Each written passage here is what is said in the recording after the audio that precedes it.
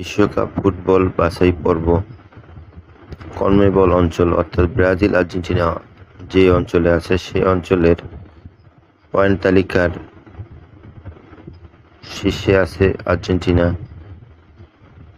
10টি দেশের মধ্যে 1 নম্বরে আর্জেন্টিনা, 2 নম্বর কলম্বিয়া, 3 নম্বর উরুগুয়ে, 4 নম্বর ইকুয়েডর, 5 নম্বর ব্রাজিল, 6 নম্বর ভেনেজুয়েলা, 7 নম্বর প্যারাগুয়ে, 8 নম্বর বলিভিয়া, 9 নম্বর চিলি, 10 নম্বর পেরু। এখান থেকে প্রথম 6টি দল পরবর্তী রাউন্ডে যাওয়ার সম্ভাবনা রয়েছে।